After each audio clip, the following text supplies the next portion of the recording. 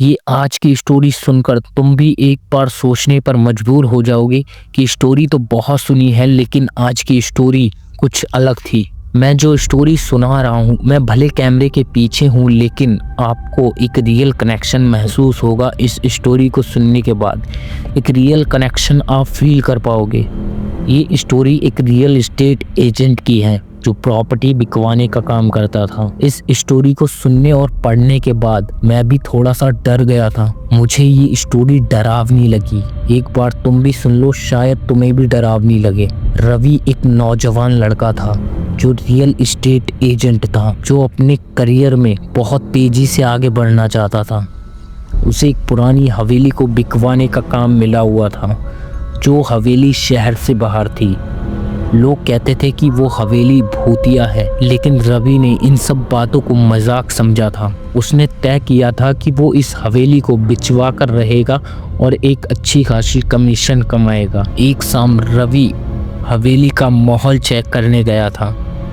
हवेली का इलाका तो काफ़ी अजीब दिख रहा था।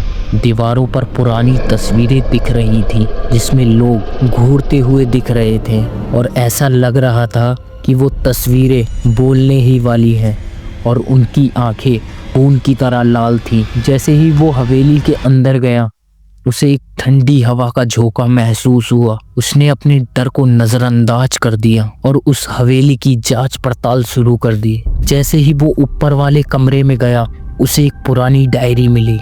डायरी में लिखा हुआ था, हवेली में एक परिवार रहता था जो एक रात अचानक गायब हो गया था। और उस डायरी के आखिरी पन्ने पे लिखा हुआ था, अगर तुम यहाँ पर आए हो तो सावधान रहना, हम भी यही हैं। रवि ने इन सब बातों को मजाक समझा और डायरी बंद कर दी।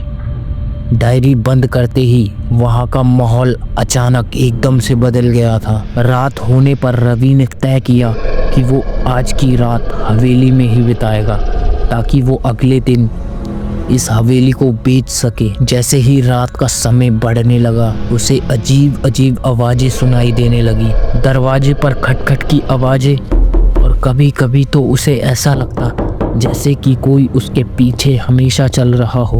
ये सब देखकर रवि के माथे पर पसीना आ गया था। वो डर गया था, लेकिन उसने खुद को संभाला और समझाया कि ये सब सिर्फ उसकी कल्पना है और कुछ भी नहीं। अचानक एक तस्वीर दीवार पर से नीचे गिर गई थी।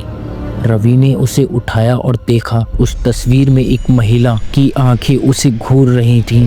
वो घबरा गया और कमरे से बाहर भागने लगा।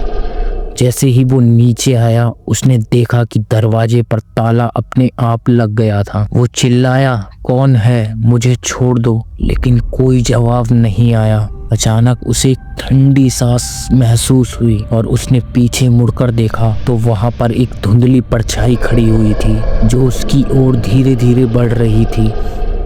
रवि ने वहां से भागने की कोशिश करी, लेकिन हवेली के दरवाजों ने उसे रोक लिया था। वो समझ गया था कि वो यहाँ पर फंस गया है। परछाई धीरे धीरे उसके पास बढ़ती जा रही थी। परछाई बोली, तुमने हमें नहीं पहचाना, अब तुम भी हमारे साथ ही यहीं पे रहोगे। इतना सुनते ही रवि के पैरों के नीचे से जमीन खिसक गई थी और वो अब मन ही मन भगवान को याद करने लगा था। रवि की आंखों के सामने सब कुछ काला पड़ गया था और उस रात किसी को समझ नहीं आ रहा था कि वहाँ पर क्या हो रहा है। वो डरावनी रात रवि तो कभी नहीं भूल पाया, और उस रात रवि के साथ क्या हुआ ये आज तक किसी को पता नहीं चला। अगली सुबह जब पुलिस ने उस हवेली की जांच करी तो रवि का वहाँ नामो निशान नहीं था, और रवि कहाँ गया इस बात का किसी को कभी पता नहीं चला। वो हवेली फिर से सुनसान हो गई थी, लेकिन अब वहाँ पर एक और रहस्य बन गया था। लोग कहते थे कि जो भी वहाँ जाता